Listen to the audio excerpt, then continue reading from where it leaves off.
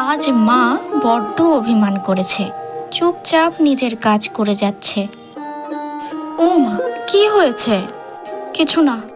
মারা যখন বলে কিছু না, তখনই বোঝা যায় কিছু একটা হয়েছে। মারা অভিমান কেন করবে না বলো তো? সকাল থেকে রাত মায়ের কাজের কোনো শেষ নেই। নিজের ক্লান্তিটাও লুকিয়ে রাখে শুধু পরিবারের হাসিটা দেখার জন্য। আরে ওরা প্রজেক্ট করে মাথা খেয়ে নিচ্ছে, কতবার বলবো বল? রিমলি, একটু বসবি, গল্প করতাম। এখন না মা, কাজ আছে। এই এখন না, প্রতিদিনের অভ্যেস হয়ে যায়। রিমলি শোন, একটা কথা বলতাম। পরে শুনবো মা। মায়ের পরেগুলো কখনো আর এখন হয় না। খেতে আয়। শুধু যখন দরকার হয় তখনই আমরা সময় বের করি।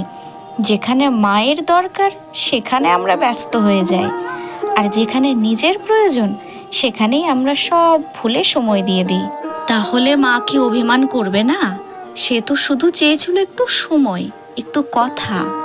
ও মা, সরি, ভুল হয়ে গেছে। কাল কি বলবে বলছিলে বলো না? মায়েরা বেশি কিছু চায় না, শুধু চাই তোমার একটু সময়। কারণ একদিন এই সময়টাই সবচেয়ে মিস করবে তুমি।